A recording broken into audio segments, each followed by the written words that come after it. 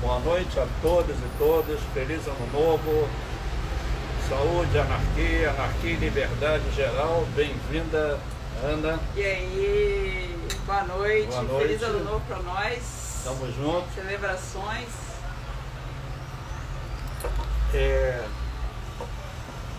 Sempre agradecendo ao Renato, ao Cícero, a Márcia Miller, que está ali na produção. E vamos começar mais uma segunda Insurgente, uma resenha com a nossa amiga gravadora, professora e tal. E tal, né? Multitarefa. Multitarefa. Ana, a gente sempre começa para dar o esquenta. Quando é que você começou a desenhar, sentiu vontade de ser artista? Sua família já é também de artista, incentivaram, já ouviram dando logo Não. Eu tenho minha família todas de exatas, uma galera bem técnica, mas eu sempre desenhei, assim, desde criança e tal, acho que é uma coisa inerente para todo mundo que foi desenhar. Acho que a questão é mais onde que entra o não abandonar, né? Pois é, mas você desenhava assim, eu copiava, o outro também falou aqui numa resenha que ele também copiava. E eu gosto muito de história em quadrinho, então a história em quadrinho me incentivava a desenhar. Você desenhava o quê? Eu desenhava uns personagens, assim, mas era tudo coisa criada, assim. Eu tive, acho que para além do desenho, uma coisa que eu fiz mais foi a cerâmica. Eu tive uma produção de cerâmica, assim, coisa que minha mãe me levou para fazer aula de cerâmica, que eu devo ter começado assim com uns 7 anos de idade, fui até uns 12. Então foi uma produção expressiva assim, de cerâmica quando era criança e foi uma experiência muito legal. Você é de Volta Redonda? Sou de Volta Redonda. Então foi lá que você teve aula de cerâmica? Fiz aula de cerâmica lá. Lá já tinha um museu que incentivava a arte, a cultura? Não, Volta Redonda é a cidade de cinza do céu vermelho, que um amigo meu, o Xande, sempre fala dessa essa pegada da cidade, né? Que é bem industrial. Então tem uma cena cultural lá, tem um agito maneiro, mas muita coisa independente. Tem uma cena forte de música em Volta Redonda, sempre tem uma galera boa fazendo evento de música, assim, desde a minha época de adolescente, punk e tal, e hoje em dia muito uma galera dançando e da música. Eu era. Não é ainda, né? Continua. Anarcopunk. Não, anarcopunk não, mas acho que o punk virou uma outra coisa, né? Virou uma outra. É que eu ia te perguntar, você falou do punk. Tinha uma cena underground lá, assim, quem frequentava a cena? Era mais pra música ou. Hardcore. Lá teve uma cena boa de hardcore, tinham. Tanto em Barra Mansa, na cidade que é do lado, né? Tipo Rio, Niterói, Barra Mansa e Volta Redonda. Tinha uma cena boa de hardcore e em Volta Redonda também, assim, muito evento independente. E teve lá o Freak Show, que era um evento que era vinculado à Secretaria de Cultura, que era embaixo da Biblioteca Municipal, que tinha o vão da biblioteca, né? Como se fosse um vão livre, embaixo do prédio da biblioteca. E aí tinha um palco lá e todo domingo à tarde tinha banda de tudo que era lugar, assim, uma banda de rock que foi tocar lá. Já tinha fanzine lá, porque você tem punk e tem fanzine. Eu comecei com essa pegada de fanzine e foi daí. Fanzine de mimeógrafo, de xerox? De xerox. Eu fazia fanzine de xerox. E vocês passavam o que? Era mais de banda, assim, ou pensamento, filosofia? Acho que tinha, dessa época, da galera que fazia fanzine em Volta Redonda, Barra Mansa, tinha de tudo. Tinha um fanzine de skate, tinha uma galera do skate em Volta Redonda, assim, forte. O Picolé, que é dono de uma loja de skate lá, ele levou num evento que a gente fez lá uma vez, uma coleção dele de fanzines, assim, da época que era do skate, né? Então mostrando trampo de skate. Tinha o Xan Braz, que fazia fanzine lá também, que ele fazia uns quadrinhos, fazia entrevista com banda, era bem variado. E tem grafite, street art, pichador, o pessoal picha muito por lá? Tem. A geração do grafite, da street art que está rolando lá, eu não tenho muito contato hoje. Né? Mas tinha na época dos fanzines? Menos, hoje acho que tem mais. A repressão lá do underground é grande ou dá para conviver na sombra assim? Olha, eu acho, pela percepção que eu tive de lá, dessa coisa mais formativa. Assim, aproveitando, até quando você ficou e qual idade você saiu de lá? Eu saí de Volta Redonda quando eu vim fazer faculdade de gravura aqui no Rio, então eu me mudei de Volta Redonda para o Rio, que foi em 2003. Então essa cena que eu peguei de punk, de show independente, de fazer fanzine com entrevista de banda, foi uma coisa assim, de 98 a 2003, mais ativa. Legal. Foi mais ou menos essa fase, assim, até para antes talvez, acho que 97, 98. E não tinha muita 2003. repressão? Eu acho que eu não me lembro de ter passado por situações de repressão lá, pelo perfil da cidade, assim. Eu vivi mais a gente tinha o hábito de juntar a galera, assim, fazer van para ir ver show no Rio, ir ver show em São Paulo, assim, e de ter percebido situações assim de uma outra dimensão do punk e tal, nesse contexto. Mas lá eu especificamente, acho que por ser cidade pequena, sabe, acho que a coisa conseguiu ter uma fluidez. Deixa a molecada lá, deixa a molecada vazando. Daqui a pouco o pessoal vai ser justo, aí vai fazer uma universidade, vai ser médico, vai ser advogado, vai ser dentista, e tem as ovelhas negras que vão fazer belas artes. Eu acho que essa época aí que teve o Freak Show lá, ainda mais ter sido um projeto, começou com esse lugar embaixo da biblioteca municipal lá, sempre ficava uma galerinha do rock e tal, então já tinha uma galera da produção cultural que aí levou para a possibilidade de fazer shows ali para a Secretaria de Cultura e deu uma abraçada. A biblioteca, ela é grande, assim, espaço físico? É grande. É um espaço considerável, assim, é um quarteirão inteiro. E então ela é uma maneira para reunir a galera, né? Eu sei que já chegou a ter público lá de, sei lá, não sei estimar, mas de milhares de pessoas. Devia ter público grande, assim. Era um palcão, uma estrutura boa mesmo. Então, realmente, como você falou assim, não há repressão, porque tem um espaço ali que é da cultura, deixa o pessoal tocar. E legal que não há biblioteca, né? Então acho que foi uma época muito boa de cena, assim, que teve isso do Freak Show, e isso deu uma fomentada nessa cena do rock na época, que eu vivi bem, assim. E aí depois, quando eu vim pro Rio, aí eu acabei me envolvendo mais com a coisa da arte, virou sei lá, um outro desejo meu. Mas era freak mesmo ou era freak tipo Rock in Rio, assim? Não tem mais rock? Não, eu acho que era bem freak, era bem ousado, assim. Porque era a cabeça da galera na época, eu acho que era bem ousado. Aqui em Niterói tinha uns freaks, mas não... Era assim, o pessoal já mais, pela palavra assim, descolado, o pessoal mais dark também. Não, tinha montação de punk, de levantar moicano pra ir no Freak Show. Eu tive essa... Aí você estava assim, vivendo essa cena, vivendo essa energia e veio para Belas Artes. Belas Artes eu não sei, eu tenho vários amigos que foram professores lá, são ainda, a Maria de Lourdes, a Baiana. Mas a Belas Artes, num tempo, ela foi bem conservadora, guardando uma academia. Aí você tem uma energia assim, mais, né? Hardcore, punk, e como é que foi essa? Demorou? Demorei a entender que isso era legítimo, até como produção cultural e artística, né? Eu tinha aquela coisa de fazer fanzine, de colagem e tal, mas aí tinha produção para ser apresentada institucionalmente que era mais configurada. E aí eu achava que era meio Super-Homem e Clark Kent, né? Era ou eu circulava com fanzine e impresso fajuto, fuleiro, dessa coisa mais do imediato, que era o lance do punk, e tinha o lance que era a produção com melhor material, melhor papel, melhor configuração e né, destreza técnica para se apresentar perante a instituição, né? A academia, ela é isso, né, gente? Eu não sou acadêmico, não fiz, mas foi aceito aqui na UF, o pessoal me abraça, então faço alguns cursos ali. Mas a academia é isso, né? Você tem que cumprir isso, tem que fazer,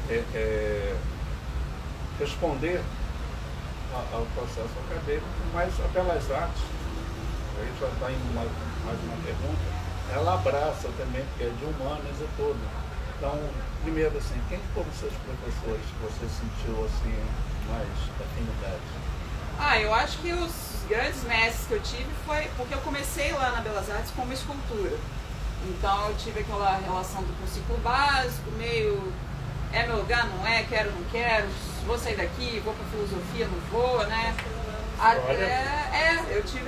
Eu cheguei a fazer uma disciplina com o Jorge Vasconcelos no EFIX, estética, que foi muito legal. Jorge Vasconcelos é aqui na UF agora? Né? Na época ele estava, acho que ele provavelmente estava como professor substituto na filosofia lá, e foi muito legal a experiência da disciplina que eu cursei dele lá.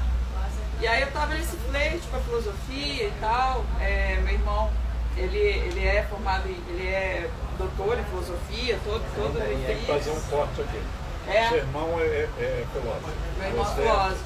Quantos filhos vocês são, irmãos? Somos 3 irmãos. E aí eu tenho uma irmã mais jovem, eu sou mais velha, e meu irmão do meio.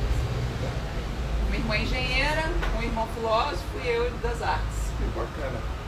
Aí ele já foi direto para a filosofia? Ele foi direto para a filosofia. Eu me amarro em filosofia, assim, eu queria ter feito filosofia, mas a ditadura naquela época era porrada mesmo. Era tipo porrada de bomba lá, porrada, pau de arara e vai se fuder para lá.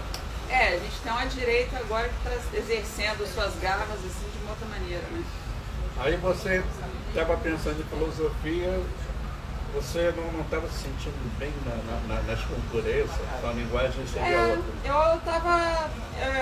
Eu vivi uma época da EBA, assim, que ela teve várias reformas de currículo, né? Então eu vivi uma época da EBA em que a escultura era mais enrijecida, assim, em termos de formato, de experimentação, e aí eu fui para a escultura muito motivada pela experiência com cerâmica que eu tive. Imaginei, né? E aí achei que não era a minha pegada. E aí eu tinha um namorado na época que já fazia, ele era do punk também, ele tinha uma produção de gravura.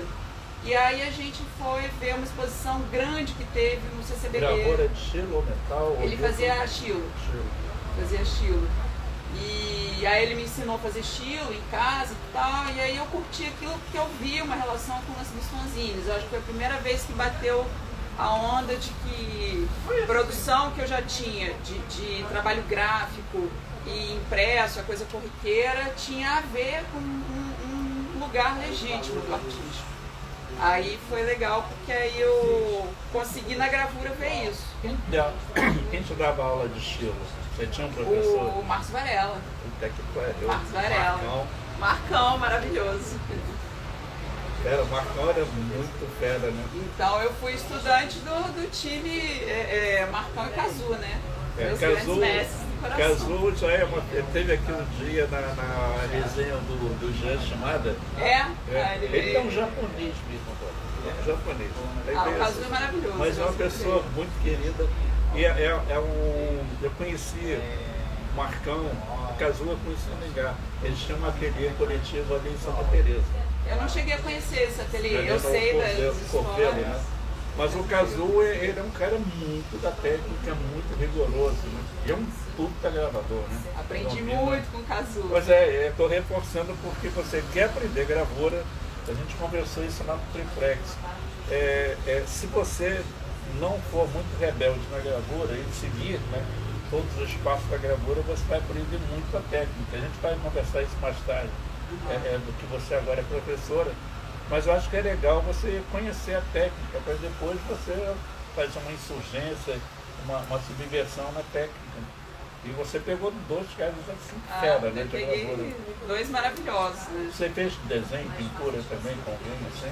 Não, fiz. Minha produção foi, assim, eu tive os professores do curso, assim, mas em termos de impacto mesmo, eu tive a relação de ter sido monitora do Milton Machado, que é fera também. Feríssima, né? Eu fui monitora dele de História da Arte. E foi um cara que me impactou muito, assim, Ele já é para uma parte assim, mais intelectual, assim, né, de pensar bastante as artes visuais, a arte, né? Mas acho que para mim foi fundamental, assim, essa relação de do choque.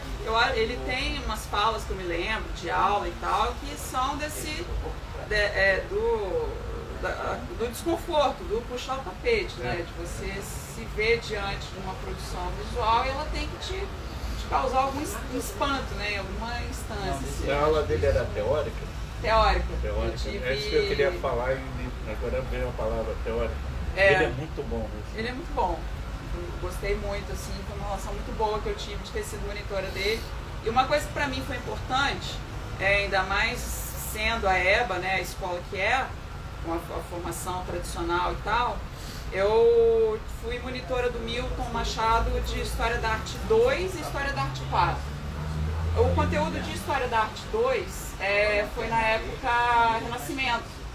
Então, ter um cara como Milton Machado, completamente contemporâneo, conceitual, falando de Renascimento, abre, assim, outra perspectiva, sabe? Então, foi quando eu comecei a olhar para além da técnica, talvez. Eu não lembro a formação dele, mas eu acho que ele tem alguma coisa com exatas, engenharia. Ele é arquiteto, né? Arquiteto. Ele é arquiteto. E doutor em artes, mas eu acho que a formação de graduação dele é arquitetura. É porque o doutorado dele é em Londres? Foi em Londres. Londres, né? E, assim, teus colegas de turma? Da graduação? De gravura? Eu estudei com a Jade Mascarenhas, estudei com Yuri Casais, eu estudei com um time bom lá, assim, vários colegas super queridos, assim, super gravadores. A Bárbara Sotério, ela na época. A Bárbara eu conheci lá no Triplex. Ela, na época que eu fiz a graduação, ela era monitora do Cazu. E ela tem um trabalho lindo, né? Eu gosto muito do trabalho eu tenho dela. acompanhado no Instagram. E você fez pós? Fiz. Eu fiz o mestrado em linguagens visuais lá na EBA também. E você pesquisava o quê? Eu até hoje estou tentando entender o que eu pesquisei, na verdade.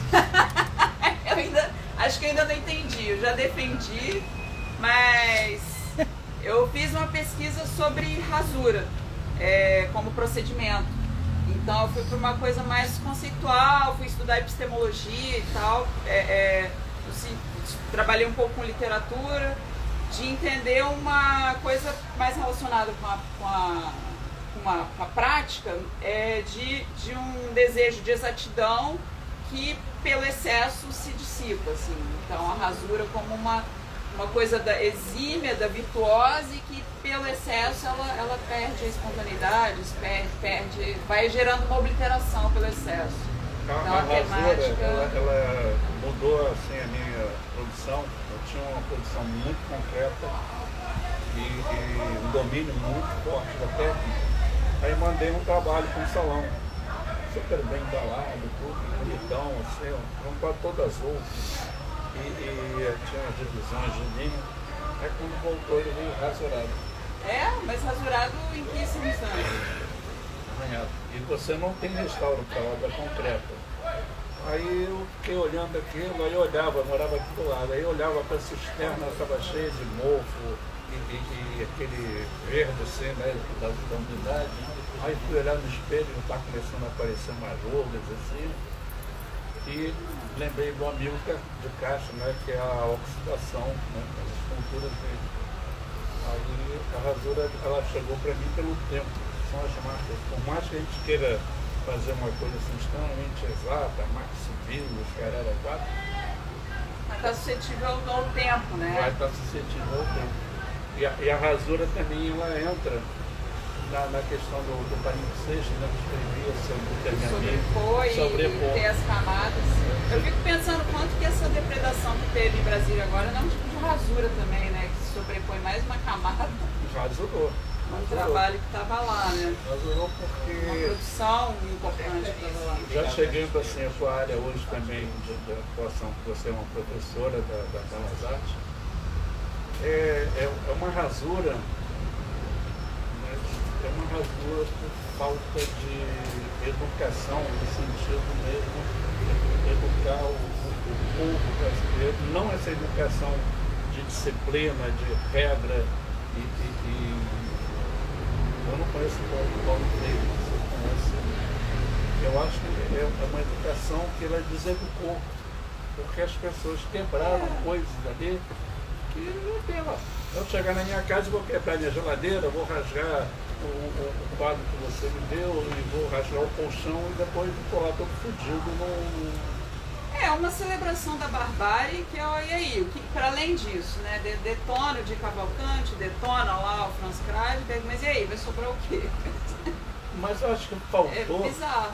Faltou para esse pessoal, falta para esse pessoal educação de cultura, porque cultura é super abrangente de tudo, né? É um projeto, né? Eu acho que. Isso aí é da CNB, né? É um projeto. Brasileira é um projeto para deixar todo mundo. De deseducar. Como diz o Peninha, né? O Eno, vai fazer um monte de imbecis, informar essa turma de canalhas, porque ele gosta muito de falar dos canalhas. Porque aí você não pensa, você não tem, que a gente conversou bastante hoje, pensamento crítico, né? Uma sociedade que não tem. Tem uma manipulação. Já existia, mano.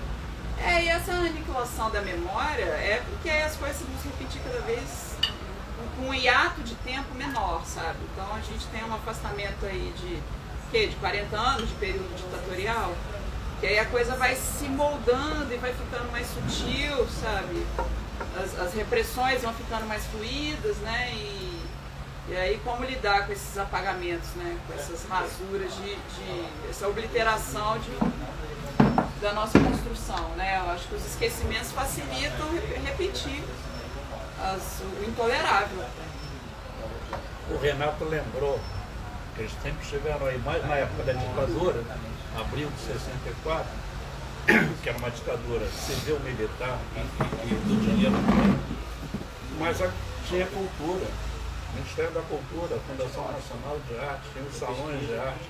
Aqui no Rio, o Chagas Freitas, a mulher dele, a Zé Chagas Freitas, era uma mecena de arte e cultura. Então você tinha os teatros, as galerias, os museus com cultura. E acabou a ditadura, o processo que eu não debrucei sobre isso, mas não sei se vai caber a rasura, mas a gente chega no período do Temer, estava tudo rasurado, não tinha mais Ministério da Cultura. Terra arrasada. Terra arrasada. E a diferença é que nós ocupamos o Capanema com cultura, com arte, com amor, ninguém detonou porra nenhuma. Esses caras que sempre estiveram aí, né, Renato? Sim. Eles são... Não dá nem para falar bárbaro, porque bárbaro é uma outra história, né?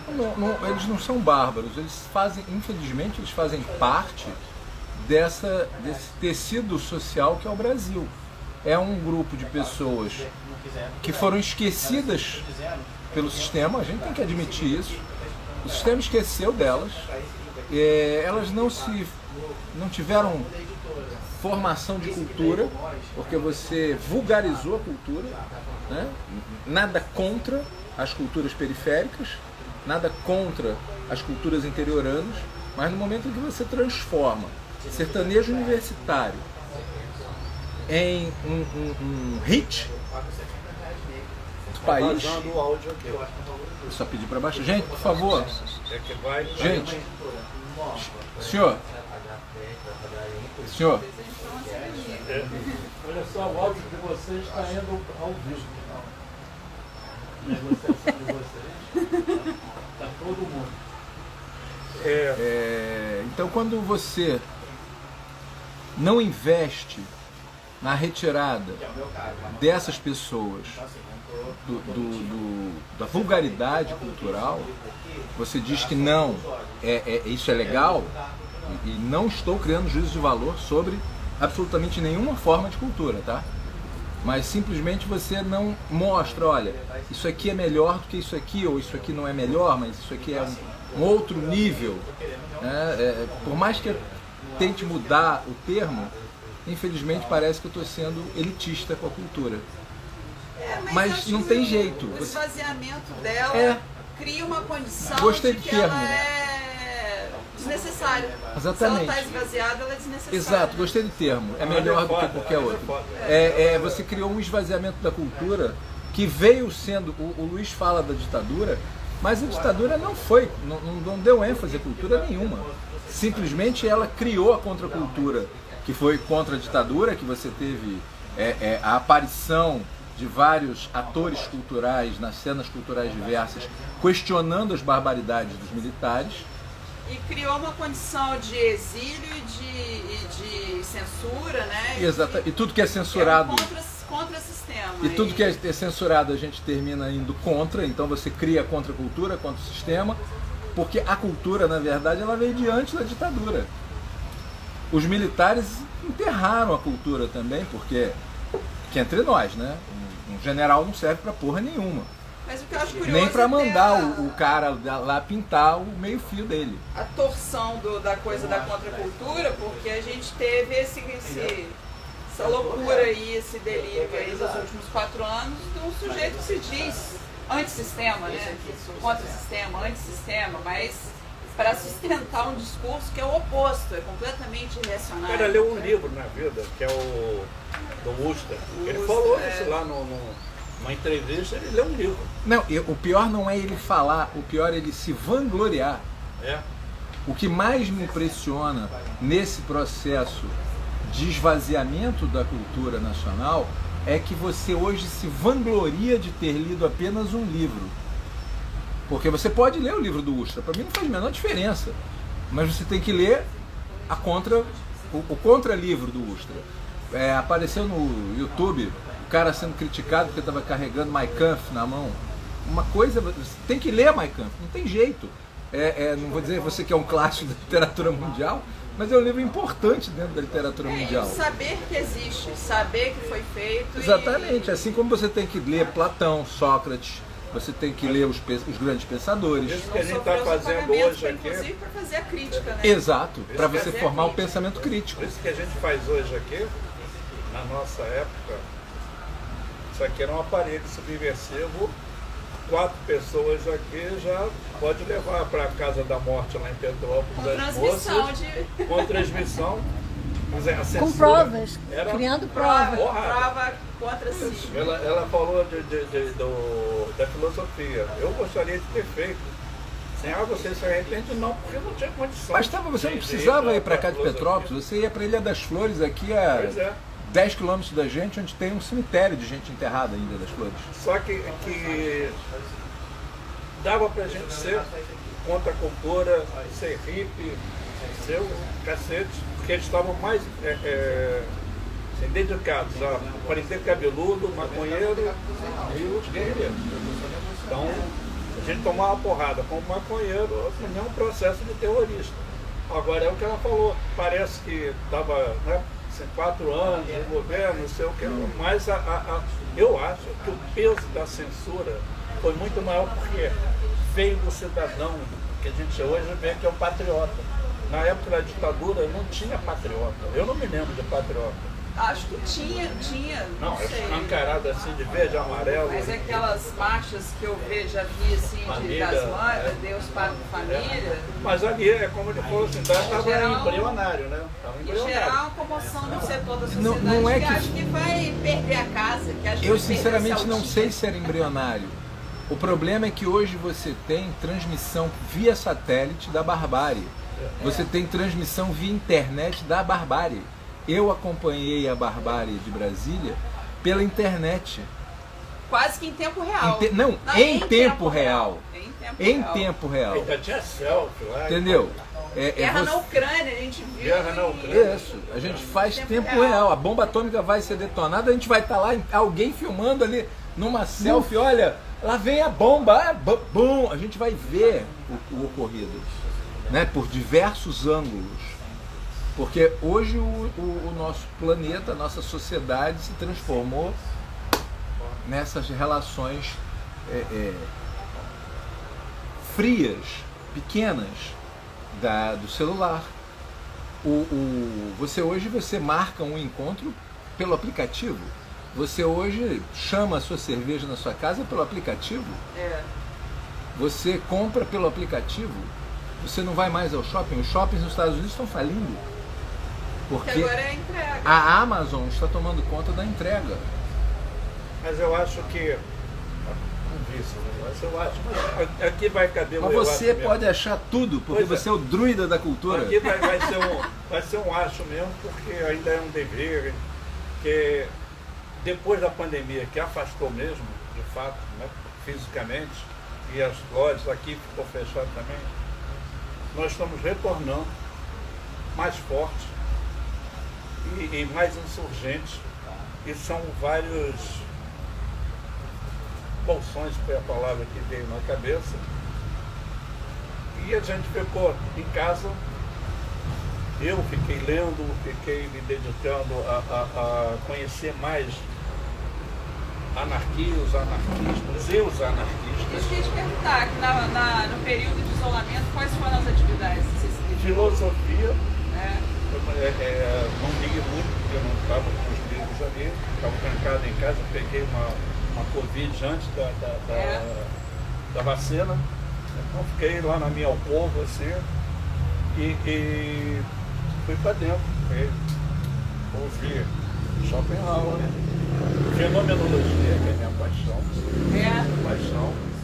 e os anarquistas direto, porque aí começou o pessoal de São Paulo, e tem o somaterapia também, Paulo Freire, aí comecei a dar vexame também, e sem tesão não há solução, aí fui.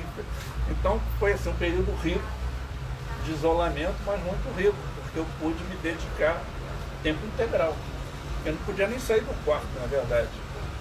E fui conhecendo. Aí quando a gente sai, eu conversando com o Renato, e eu falei assim, Renato, eu tenho uma ideia, que era o café filosófico que eu fazia lá no espaço, que eu era gestor. Comecei a pensar em fazer a quinta insurgente no meu apartamento, ali no centro de Niterói.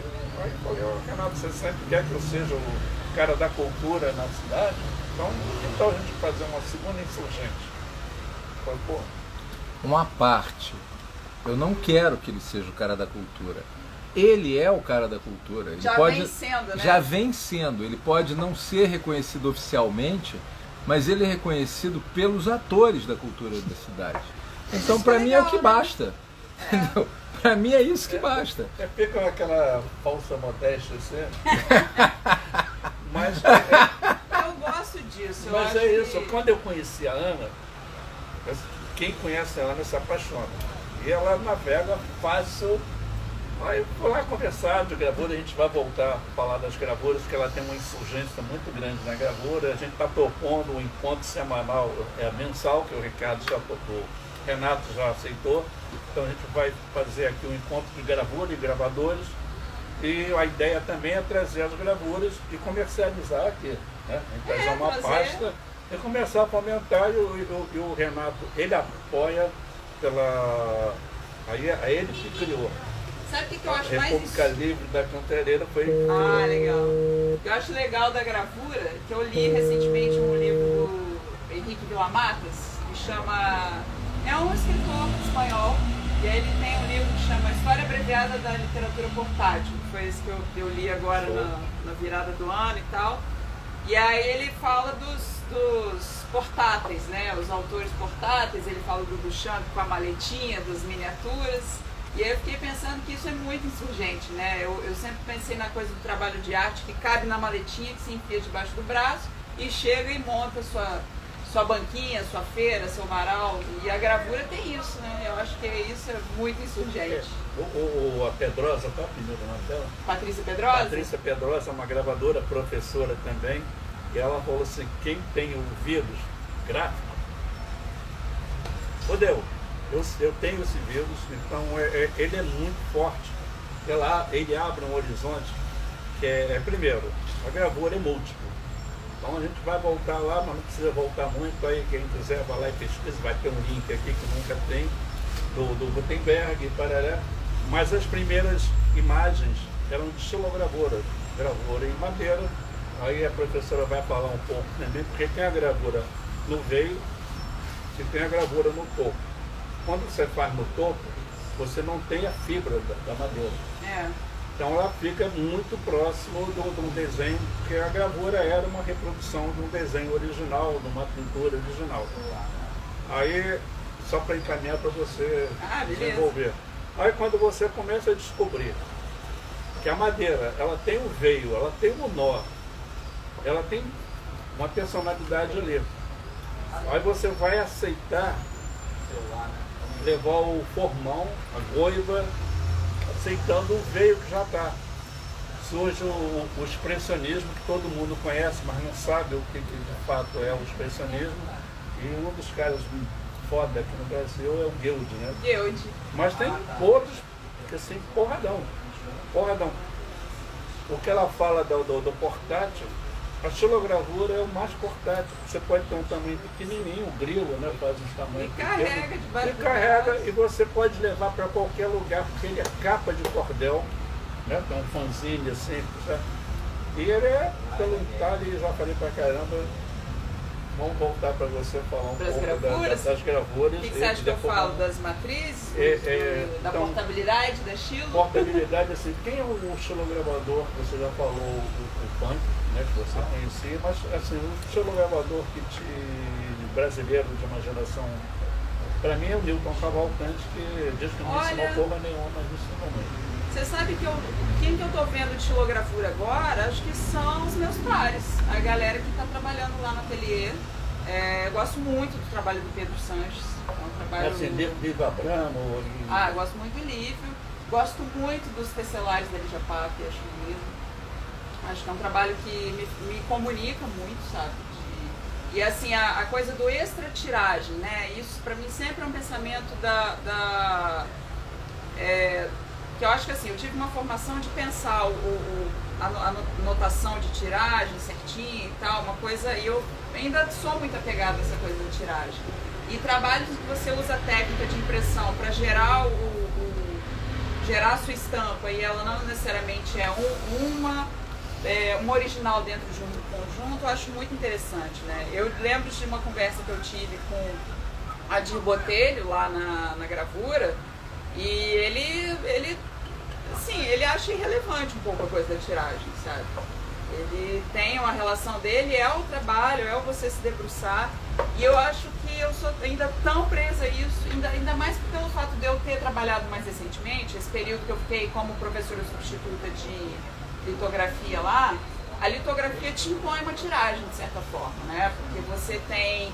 Enquanto na xilo e no metal você tem uma matriz que perdura, e aí eu estou falando isso muito pautado na minha prática, né? na minha relação com a gravura, mas uma matriz que você tira uma prova de estado, você tira uma prova, você gosta, quero fazer uma tiragem depois, você pode ir imprimindo sob demanda, mas a lito é uma matriz evanescente, né? É uma técnica que a gente faz. Para quem não conhece, xilo é madeira. Estilo madeira. Metal, né? Aí tem o latão e o cobre, e a lito é a pedra. Então a gente tem as pedras litográficas, né? Que são as que deram origem ao que a gente tem de impressão offset. E hoje em dia para produção de semicondutor, né? Que é o hype da litografia, agora são os semicondutores. A xilo, aproveitando a nossa professora, a xilo é um clichê onde você põe a tinta na superfície, põe papel, tem matriz aqui, cola, e depois imprime e você tem a foto. O metal é o inverso. O metal, a cédula, o selo, ela é feita em metal. Meu pai gostava muito de litografia. De relevo. Tem matrizes de relevo e tem matriz de metal aqui, ó. Essa é matriz, essa é de topo.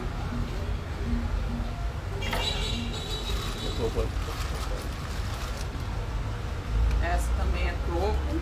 Você tem 3 câmeras, vou pra cá também. Legal. Deixa eu ir tirando as matrizes aqui e aí eu faço essa demonstração. 3 câmeras, gravação em... Essas duas são relevo num PVC de letreiro, essas branquinhas aqui. E essas na madeira são os topos. Isso que eu estava falando, não sei se vai dar para ver. Eu vou tentar. Será que a luz favorece?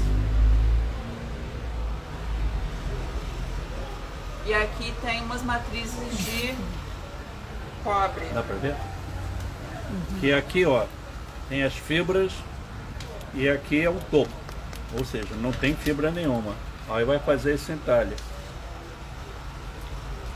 Pega outro. Ó, aqui tem os metais.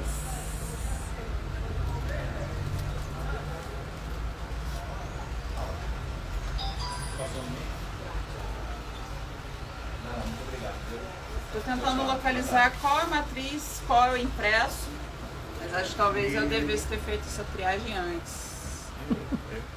Com óculos escuros. Quem sabe faz ao vivo. É. Aqui tem uma em metal cobre, né? É, esse é cobre. Eu acho que tem uma direta, parece que tem um ponta seca. Tem, aí eu uso tudo. Uso água tinta, água forte, ponta seca, buril, lavis. A gente mostra uma em cada câmera, talvez. Melhor. Só não vou ter noção Água de tinta, enquadramento. água tinta é o granulado.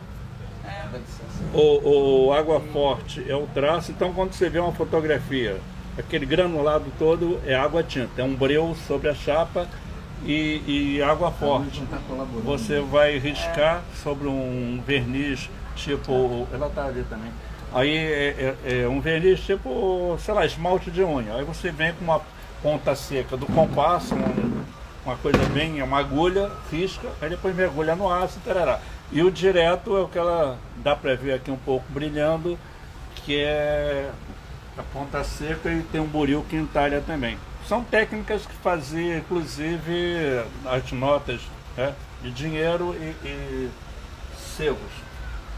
Que são basicamente as duas técnicas, né? Então, no cobre a gente entinta e imprime o côncavo, né, as partes mais baixas, e essa aqui a gente imprime os relevos, né, as partes mais altas.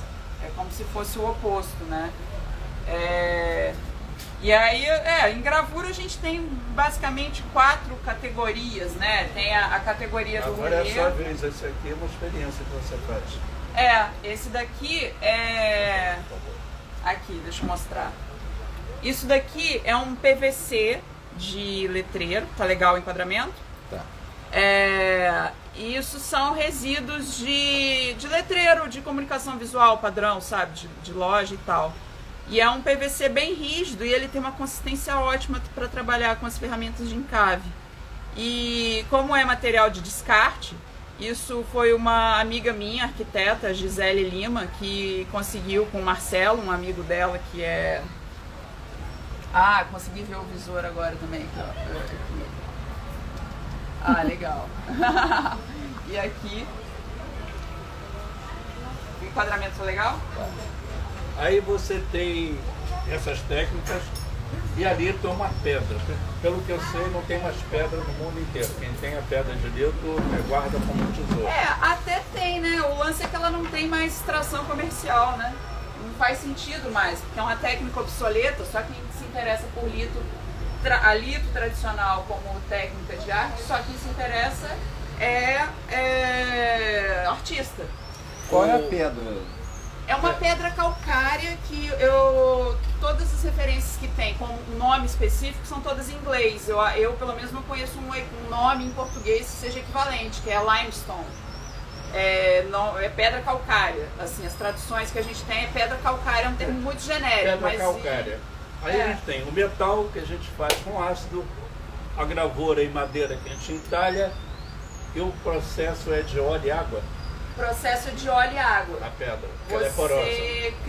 Você cria uma relação de mútua referência ali entre óleo e água na superfície. E é um processo de revelação química muito próximo da fotografia analógica.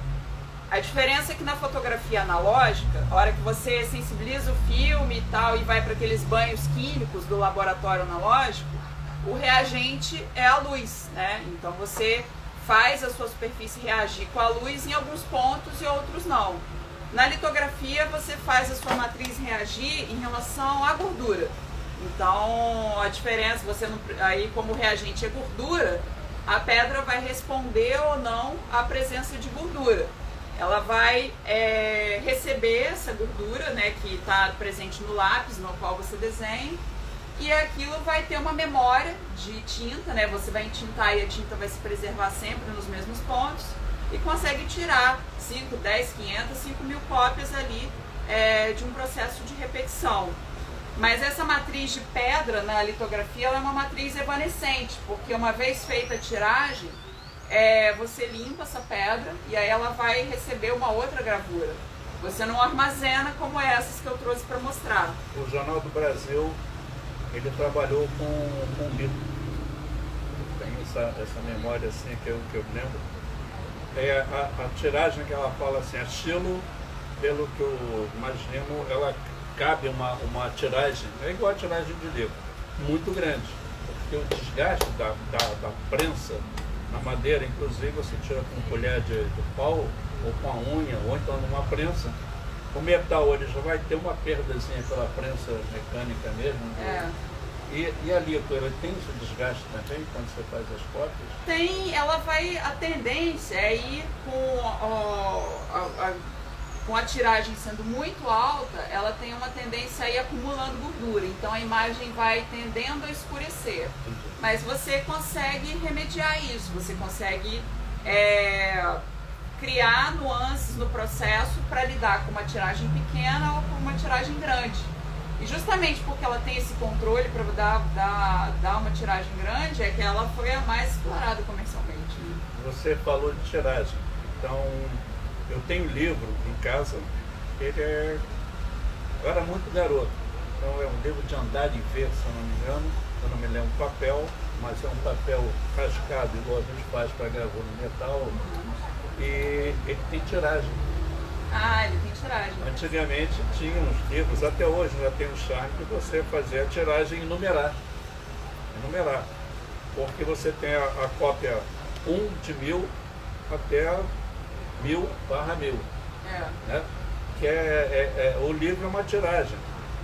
Sei lá, 5.000 livros, aí depois vai ter a segunda edição. A gente também faz edição. Disco de vinil tem essa volta do colecionismo de disco Você de vinil, falou uma tem coisa tiragem, que né? A prensagem. Antes de eu passar para o segundo ponto, mas eu acho uma coisa importante, que eu trabalhei muito com edição. Então eu botava assim, 1 sobre 50, 1 sobre 100, não consegui fazer mais que 10 porque eu não vendia, não passava 10 gravadoras até diante. Então a minha edição ficava toda na minha gaveta. E uma coisa que a gravura é um múltiplo, porque você tem um quadro, sei lá, tem um quadro do Picasso, todo mundo conhece Picasso. Então você tem o original do Picasso, uma pintura, é uma fortuna. Mas você reproduz em gravura, aí você tem um múltiplo. Então você vai pagar um X por uma obra original que vai ficar trancado na sua casa que ninguém mais vai ver. Agora você tem aquela reprodução em gravura, você faz 1/5.000. Então são 5.000 pessoas tendo acesso à imagem. Então acho que tem uma implicação nisso que você fala que é legal, porque quando você... Não estou forçando muito nisso aí não, mas quando você faz uma edição fechada, você limita o acesso das pessoas àquela imagem, àquela obra, aquilo tudo. Naquela quantidade, né? E você falou, se eu não me engano, do Adir, ele não é muito ligado, assim, sei lá, o Mário Dolly, que foi um professor. O Adir me falou que ele tinha uma relação com as gravuras dele de imprimir sob demanda. E aí, na primeira impressa, como é que ele vai saber se aquela vai gerar 50 cópias ou vai gerar 500? Eu experimentei, o Mário Dolly me deu um... Mário Dolly, eu trabalhava na Casa da Moeda, e era assim... 1, 2, 3, 4, cada cópia ia botando. Se ele fizesse 50.000, ia falar 50.000. Outra coisa, só para sair dessa coisa da impressão, da edição, PE, prova de estado, são as cópias que a gente vai fazendo para ver se o processo está bom. Quando você acha que a gravura está feita, eu tenho PEs aqui. é legal. Isso é legal. Quando está feita, aí você passa para uma outra cópia, que é a prova de artista, que tem um valor também grande, né? E quando você achou que na prova de artista fechou, está muito bem feito, aí você parte para a edição. Uma coisa que é legal aqui, ó, acho que aqui eu tenho uma sequencinha, ó, de provas. Dá pra fazer um flipbook, né? Fazer uma animação. Deixa eu colocar pra mostrar. Deixa eu guardar esse aqui. Mas aqui, ó, acho legal. Esse enquadramento tá legal? Aqui? Quanto que essa coisa da prova de estado, ó, ela vai acumulando camadas, né? Então eu faço uma prova, essa é a prova de estado, tá numa etapa. Aí eu acrescento uma informação, ela vira outra coisa. Acrescento mais uma informação, vira outra coisa. E ela vai crescendo, né, em termos de construção. Então eu acho que isso é legal. A prova, eu fiz umas publicações que tinham... Pra cá? Não, pra trás. Isso. Aqui? Isso. Coloca ela mais. Assim? Isso. Então essa daqui vai agora de trás pra frente. Ela vai gerando uma memória de construção, né?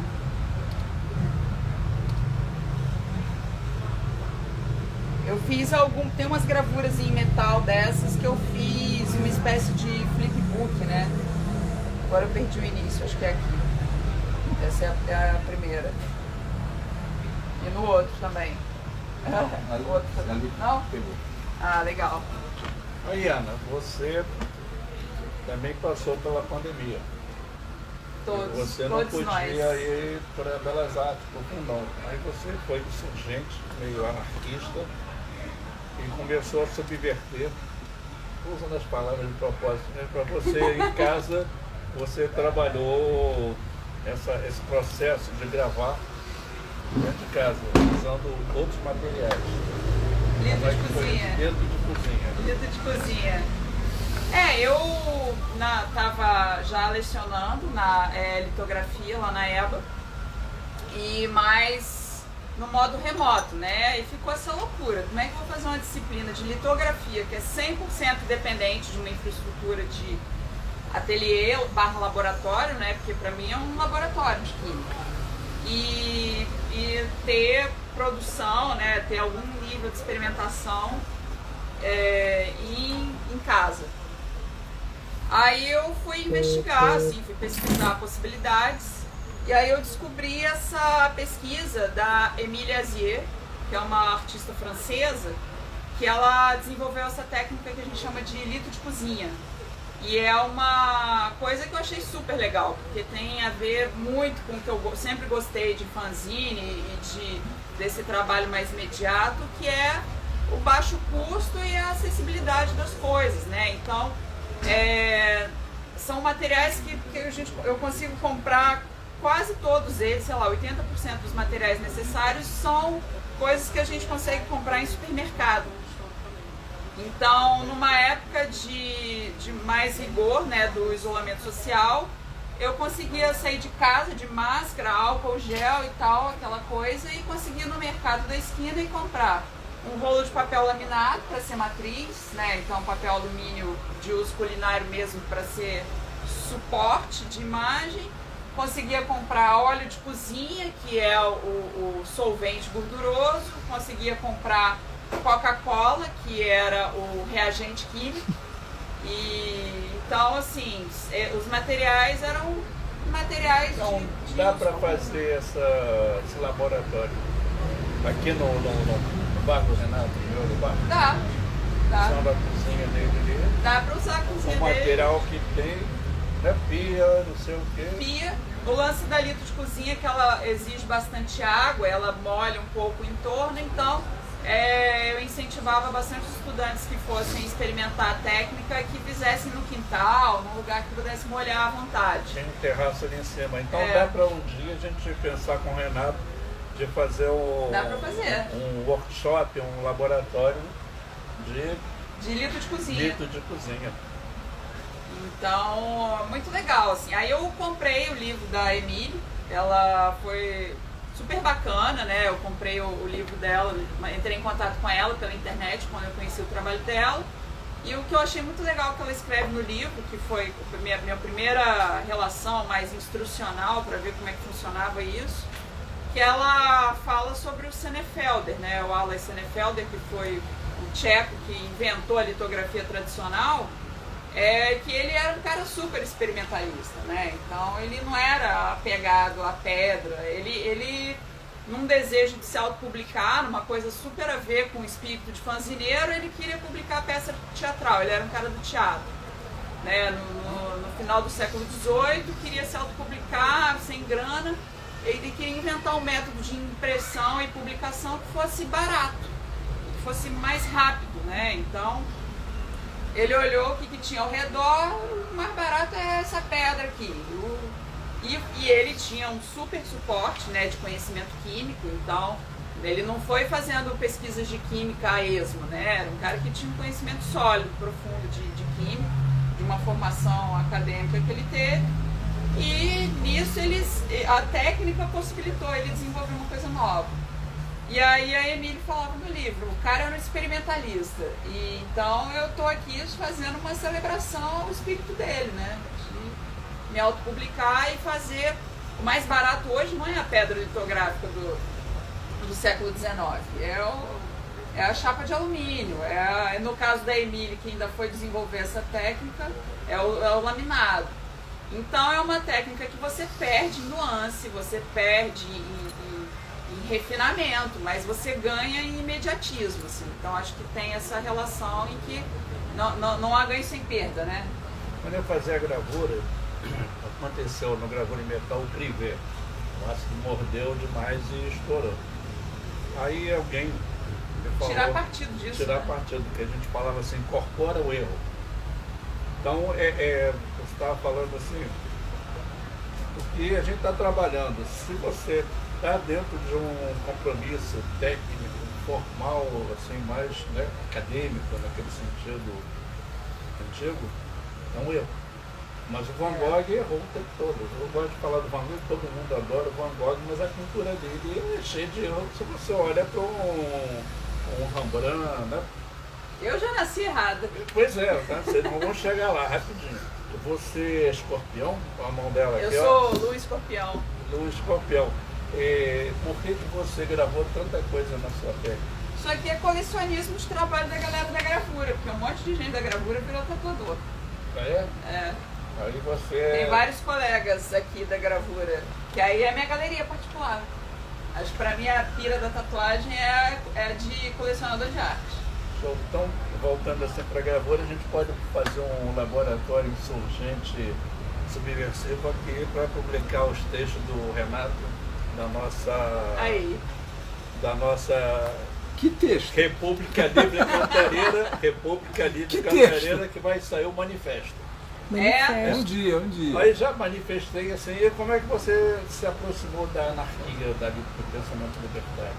Punk, né? Punk. Foi... porque eu acho que o pensamento insurgente pra mim veio... Acho que eu meio que modulei melhor à medida que a gente vai lendo e conhecendo coisas novas, né? Mas muito pra mim do que eu penso de autogestão, de espaços libertários, de do it yourself, de fanzine, veio do punk. É uma coisa que veio antes das artes, porque veio da minha formação de adolescente. Para a minha geração, a gente não teve acesso. Renato, se puder mais uma cervejinha para molhar aqui. Não estou puxando também o Renato, porque ele gosta do tema.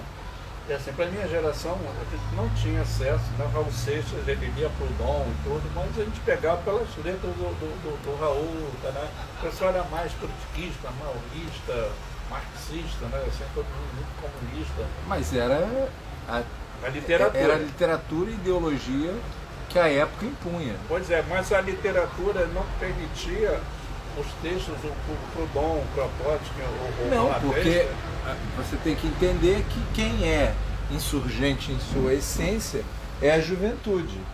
Não somos nós. Nós não somos insurgentes. Também acho. Puxei ele, tá vendo? A insurgência vem da juventude. Eu sou jovem de 39 anos, né? Jovem de 39 anos, mas você já tinha acesso assim, a livros do Proudhon, do Kropotkin? Mas é na nossa insurgência por rebeldia, por revolta. Revolta. É isso aí. A nossa insurgência é revolta. Eu já nasci revoltado. Já nasceu revoltado. Irrequieto. inquieto, já nasci assim. Tem déficit de atenção? Também tem. Eu tenho. Não, como é que é a palavra que o Davi Olivier fala?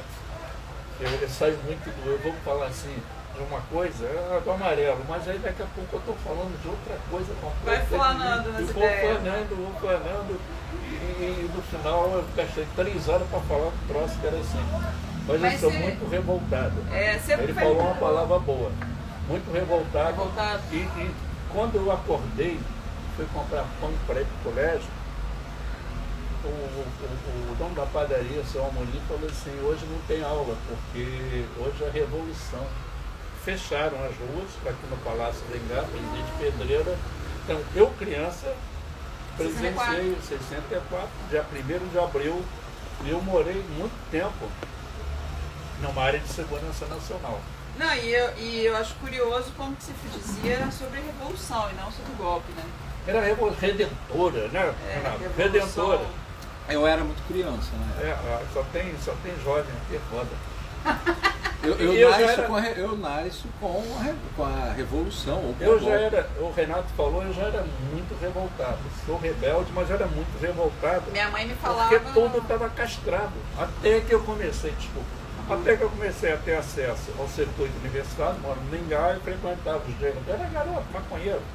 E frequentava os diretórios acadêmicos, e tinha shows, não sei, Cal Costa cantou aqui no ginásio, que hoje não é mais, da economia. Ela novinha, uma gata, caraca, muito gata.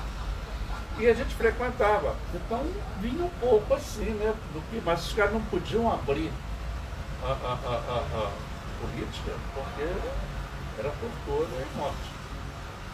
Mas a revolta, ela veio. Aí quando veio a repressão, voltando para a nossa anarquia, o autoritarismo estava pesado. E eu não me adaptava. Então, mesmo na gravura e tudo, eu peguei a técnica, mas eu fazia tudo contra, porque era assim, hiperrealismo. Vai fazer uma coisa muito bonita, vai fazer um teatro muito bonito, mas não vai falar de política porra não. Aí voltando, você lia Kropotkin, eu fui ler, isso daí eu fui ler tarde. Não li jovem não, aí eu já estava na faculdade. Muito mais cedo que eu tinha agora, uns 23, 24 anos. Mas eu penso que são leituras que eu devia voltar, porque eu não sei se eu tive o pleno entendimento. Eu acho que para mim o que eu peguei forte na minha época, sobre anarquia, foi que tinha a Conrad, uma editora que lançava quadrinhos e tal. Ela era muito forte, aí ela lançou aquela coleção Baderna, que aí eu fui ler o Guy Debord, Baderna. Aí eu fui ler o Provos, fui ler o Guy Debord, aí eu fui ler o Hakim Bey. E esse foi o fascínio que eu tive imediato sobre a anarquia. O Guy Debord eu li o Sociedade do Espetáculo? Sociedade do Espetáculo. Então, fui ler sobre internacional situacionista e tal. Então, é uma abordagem que eu não sei se é exatamente anarquista ortodoxamente falando, sabe? Mas eu acho que foi a primeira abordagem de insurgente. Pois é, porque é assim... Eu fui ler depois os clássicos, assim, os autores clássicos mais tarde, assim, que aí tinha da LPM, tinha aquelas ediçõezinhas pocket. Como você falou assim, a baderna, aí todo mundo fala assim, são os anarquistas que entraram no Planalto. Não tinha anarquista nenhum no Planalto. Não tinha terrorista, e não tinha baderneiro, porque baderneiro, aonde eu sei, que confirma na editora, era uma dançarina baderna. E ela dançava e todo mundo adorava ela, e iam pro teatro e faziam um Oscarcel. Aí eles eram os baderneiros, porque adoravam a baderna, que era uma bailarina. O que entrou no Planalto foi a turba. A turba sem controle. Aí fala assim, também estavam lá os Black Bloc. Pra mim o que entrou no Planalto foi a seita. A seita. Não, foi a turba. Não, mas a turba é sem controle. Largaram a turba dentro do Planalto, a seita carregou.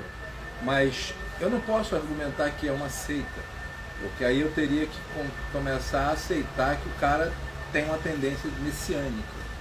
Então você está dizendo que foi o estouro da manada. Foi o estouro da manada. Foi, Mas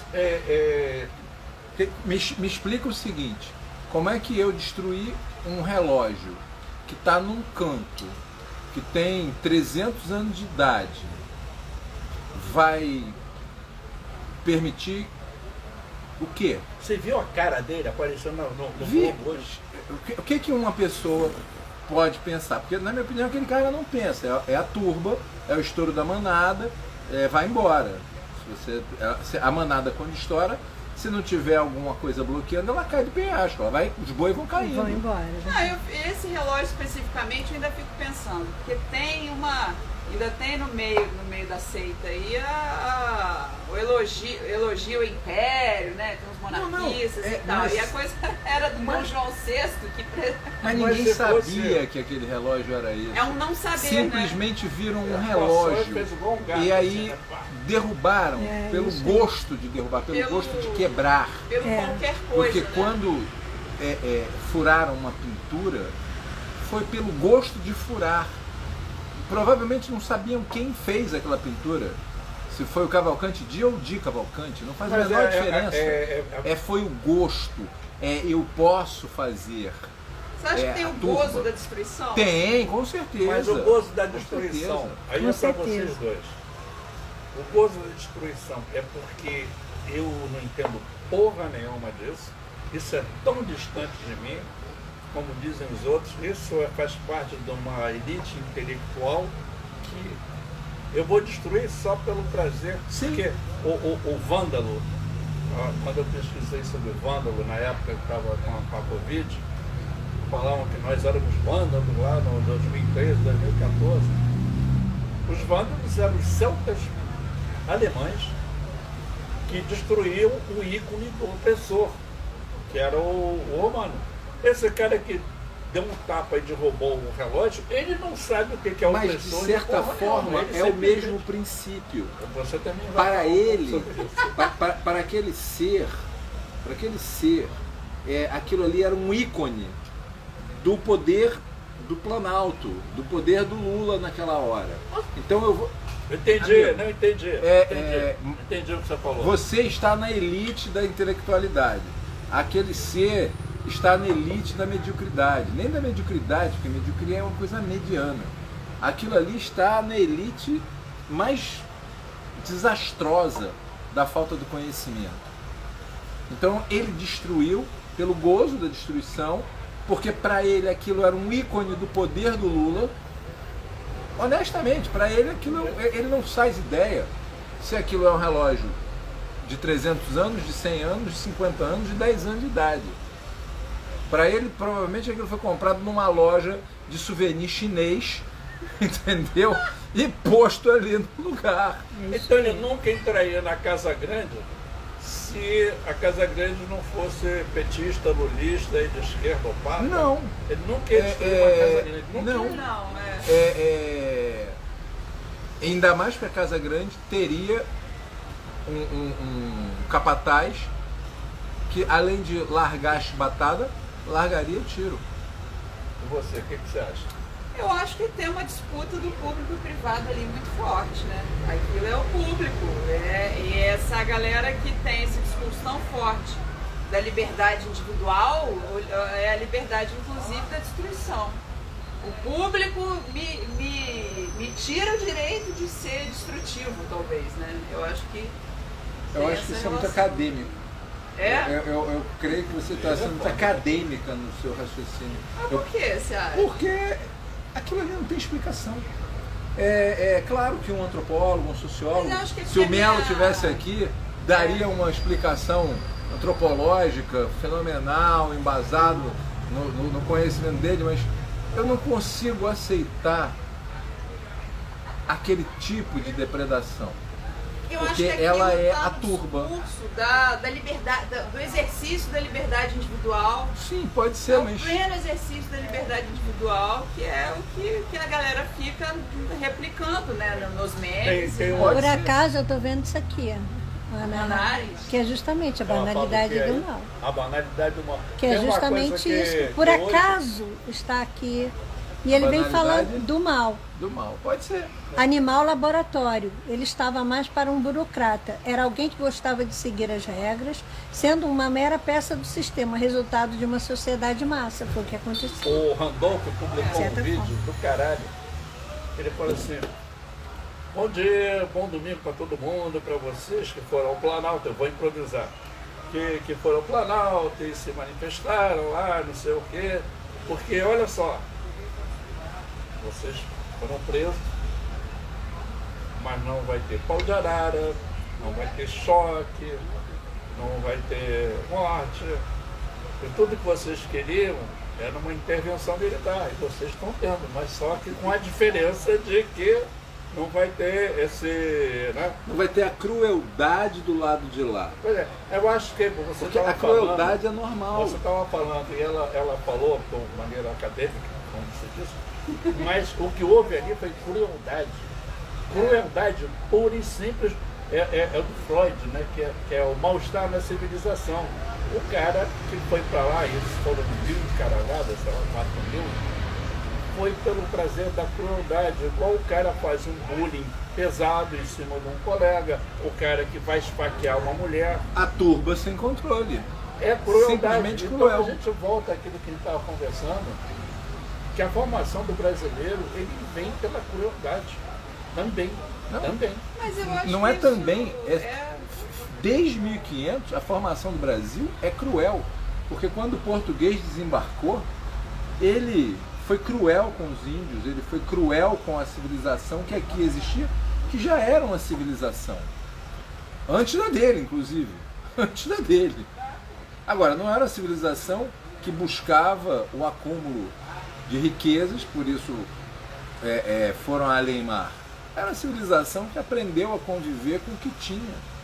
A civilização indígena, ela não era menos nem mais do que a civilização europeia. Ela era uma civilização que se satisfazia com o que era entregue a ela. Libertária. Mas eu acho Libertária. que assim, o desprezo à vida humana e essa coisa do genocídio eu não sei, eu acho que eu sou mais simplista, eu acho que é mercadológico. Sim. Aí Mercadológico, eu voltamos. posso passar por cima do outro porque, sabe, eu Voltamos posso à matar, eu nossa- posso, dizimar. Voltamos ao nosso pensamento libertário, mas a grande contribuição que você trouxe para mim, me indicou um livro, que depois eu indico para você também, se não tiver aqui, Aqui que deve ter. há uma leitura, Deve ter. há O uma, Eurobar tem todos os livros que você precisa. há uma Tem um ali que eu já leitura, quero.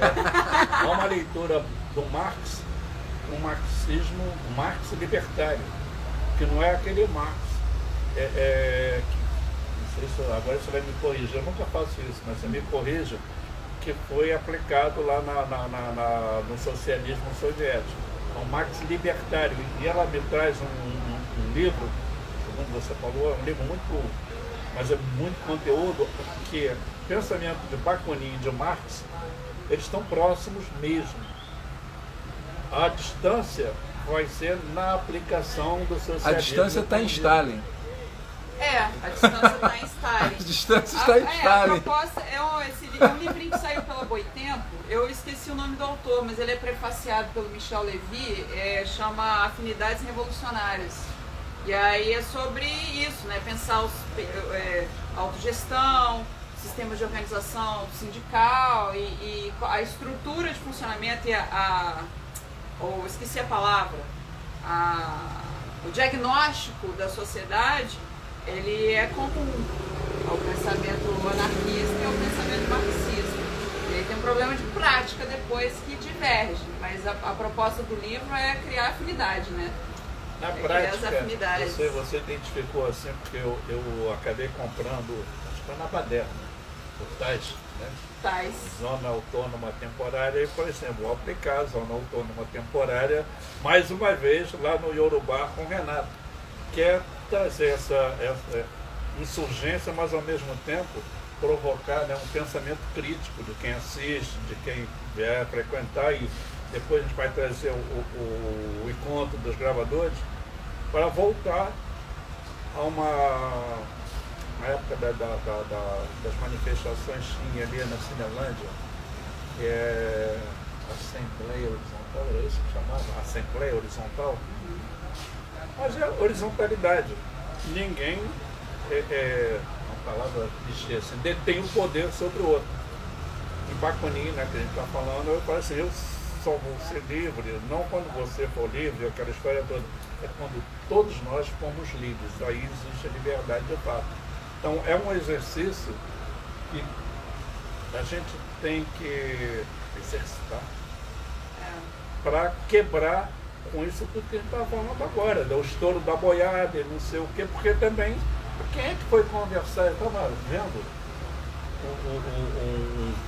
acho que foi vídeo, que mulheres, 46 anos era a média das mulheres, de onde elas vinham, no interior do Brasil, que acesso que elas têm a uma cultura geral, assim, de pertencimento, nenhum. Então, são pegando só pela mulher, são mulheres que vivem aquela vida que é o pensamento judaico-cristão. Elas podem não usar a burca de pano, de tecido, mas a burca legalista. Ela tem a burca legalista. Se a gente não chegar à conversa... Mas também eu acho que é uma pretensão de nós chegarmos a algum lugar. Não, você, ela eu acho que nós chegamos ao lugar, porque nós moramos numa sociedade cosmopolita, mercadológica, dentro de um centro urbano, por pior que seja, mas é o Rio de Janeiro, é a terceira ou a segunda cidade do país. Estamos aqui em Niterói, como diz um amigo meu, um irmão, eu moro em Mônaco. Eu moro em Mônaco, juro para você. Niterói está para Mônaco tranquilamente. Nós somos iguais a Mônaco. Temos até uma estrada Frois que costeia o mar, a Baía de Guanabara. Mas é uma cidade com alto poder aquisitivo, é uma cidade que tem um IDH altíssimo. Se eu não me engano, é R$10 mil por habitante. Poder aquisitivo de Niterói. Eu quero saber quem está com os meus 9. Vamos comprar a gravura. Eu ia fazer a mesma pergunta. Eu quero saber quem está com os meus 9. Mas você falou... Eu fiquei só o meme da Nazaré aqui. Assim, nós estamos chegando lá pelo Instagram, claro que... Mas pelo Instagram dela, pelo meu, pelo seu, pelo da Márcia, a gente está chegando. O meu celular acabou de morrer, então a gente não chega mais a lugar nenhum. Eu comecei a ouvir a Rita Von Hunt, que é o Guilherme, que é muito foda, porque é o tempero drag. Ela é legal, né? Caralho, ela vai trazendo um marxismo, que ela fala, né, o seu Carlinho, né? O seu Carlinho, ela bota todo no diminutivo. E vai trazendo, assim, por exemplo, a nossa área, a indústria cultural, super palatável.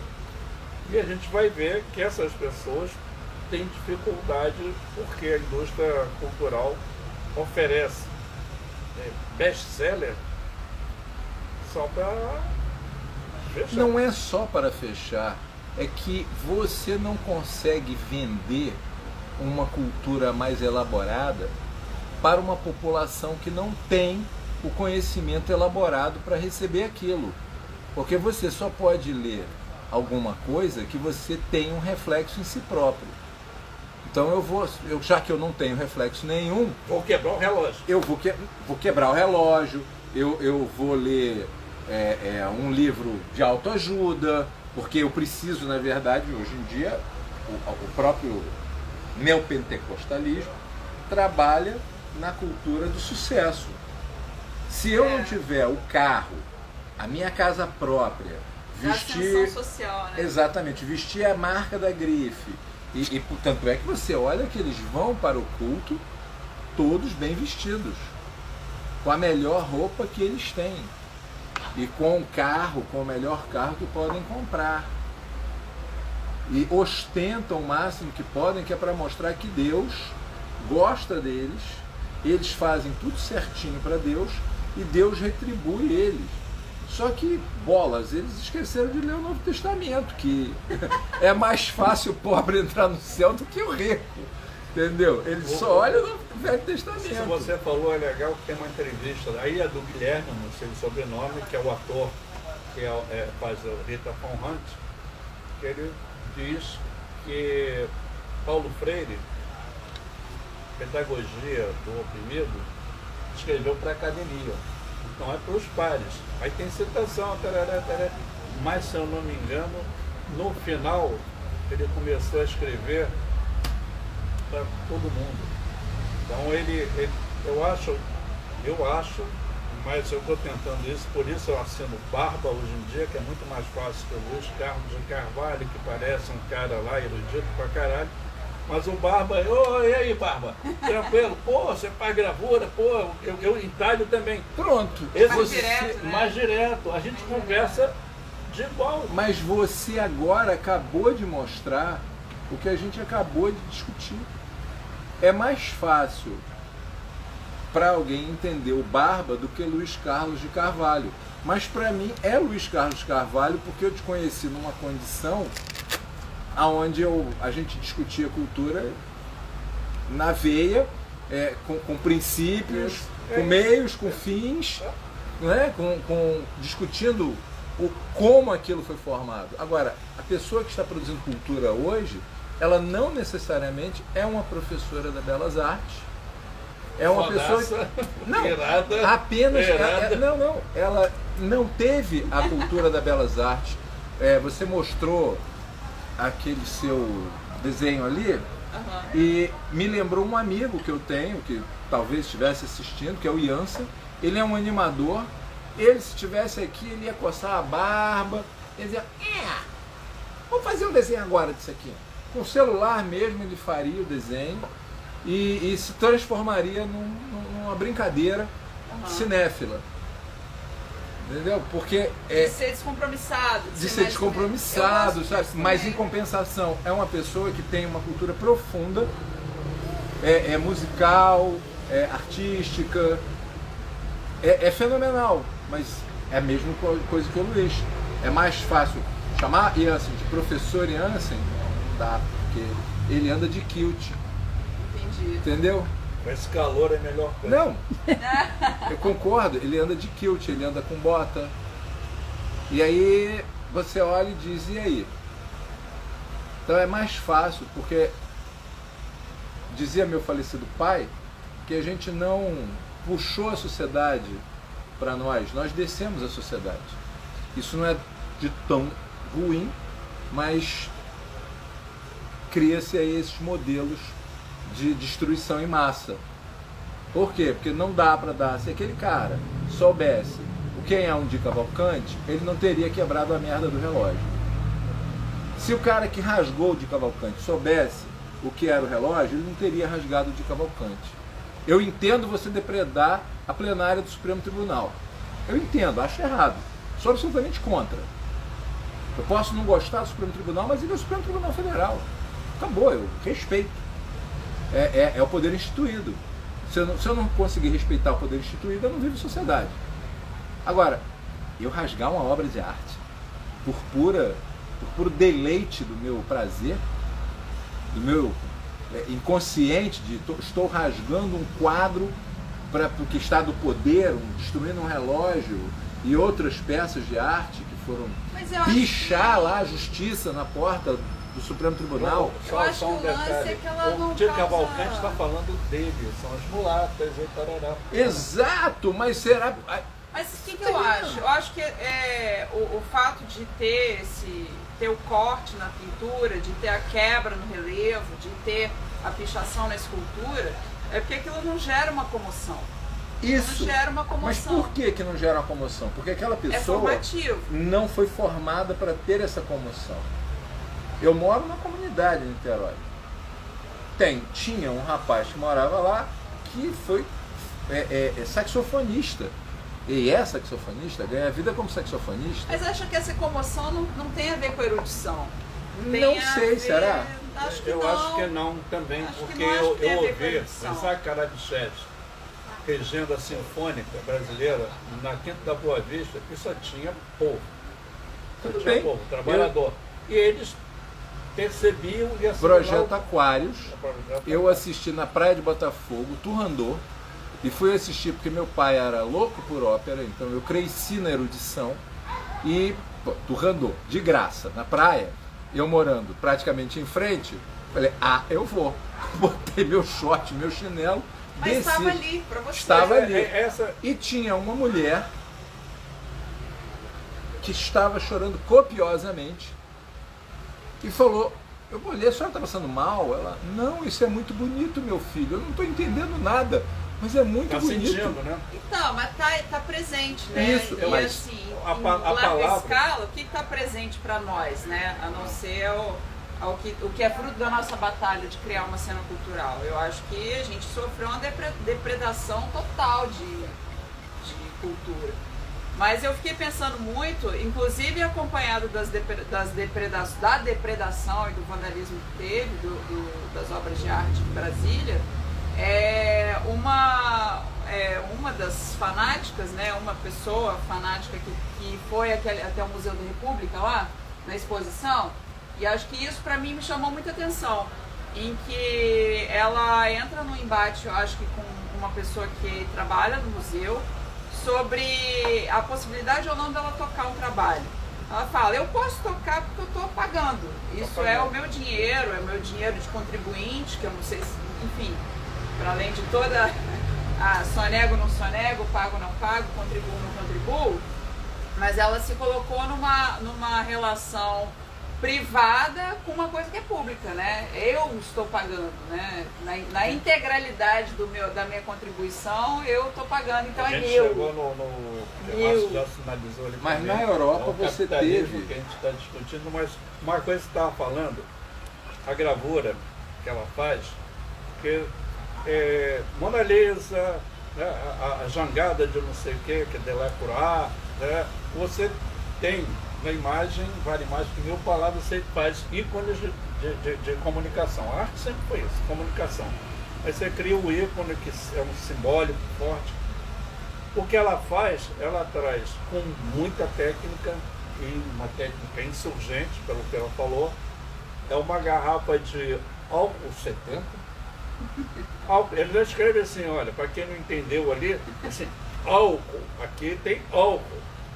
E aqui tem estopa. Sabe o que é álcool? Aquilo que você faz para limpar as mãos. E a estopa que você faz para limpar não sei o que, não sei o que, não sei o que lá. Isso aqui se tornou uma obra de arte. Então, assim, não vai dar tempo de a gente desenvolver mais, porque a gente desenvolveu. Pô, mas a gente já estourou o horário. Mas o que o Di Cavalcanti fez? Ele trouxe a Lapa, trouxe a malandragem da Lapa, trouxe as negras, as mulatas, o samba, ele trouxe o brasileiro para dentro de um espaço de elite burguês. Burguês. Está uma exposição lá no CCBB que eu recomendo, que é o Walter Firmo.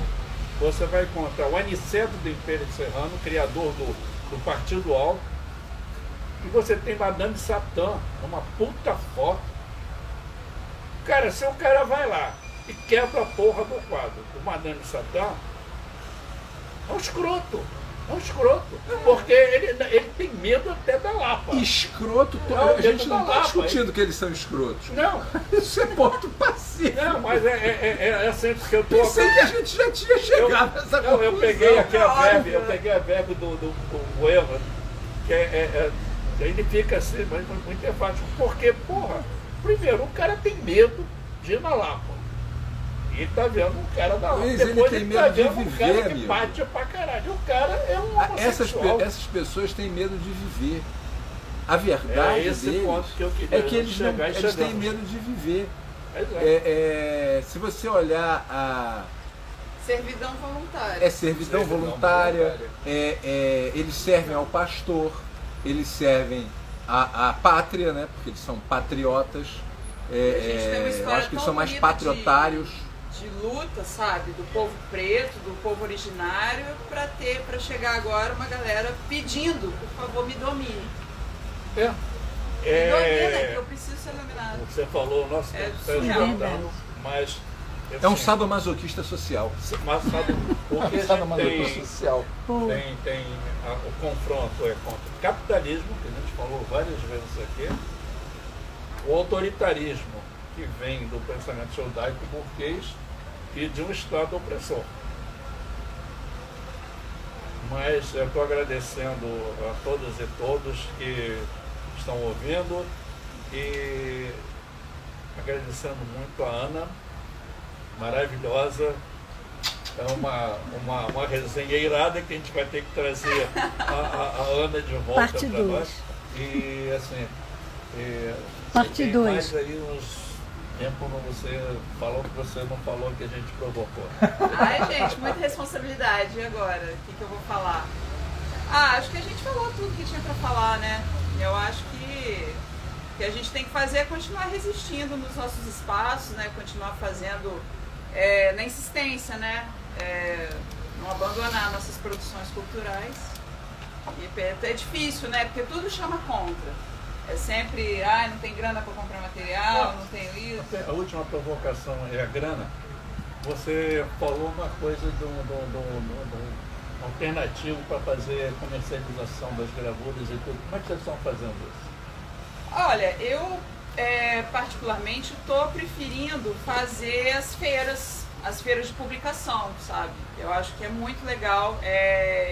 Ano passado, em dezembro, eu cheguei a participar de 2 lá no Ateliê Sanitário, que foi uma experiência ótima. Eu participei de várias, assim, em Rio, São Paulo, antes da pandemia, dei uma parada e agora está tendo um calendário bom, assim, de produção de feira, né? Eu acho que é muito imediato, você vende trabalho direto, você monta aquela banquinha, você leva a sua maletinha portátil, chega lá, bota suas gravuras, você conhece as pessoas, você conhece um monte de gente legal, feira de publicação. Então tá tendo. É um outro circuito de. É como meu druida! Feira de fanzine, de gravura, de publicação. Eu vou participar da Feira Urucum lá em Belo Horizonte, agora início de fevereiro.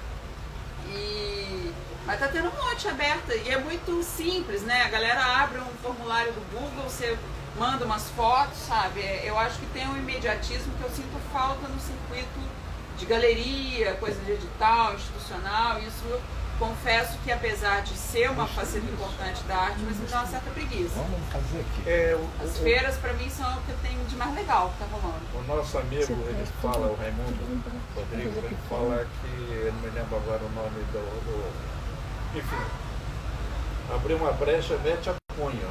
E ele vai metendo a cunha e vai pegando a bolsa. E internet, né? Internet pra caralho. Internet. E fanzine. Vamos fazer mais encontros de fanzine dele. Aqui dá uma feira legal de fanzine.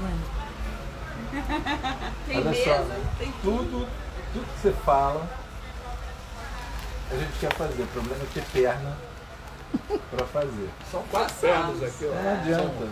São 4 não, são 8, né? Porque são 4 pessoas. Mas tem que ter perna. E a gente aqui briga todo dia para sobreviver e abrir as portas. Eu imagino. Acho que é a batalha compartilhada. Acho que eu compadeço da batalha. Saúde, anarquia e liberdade.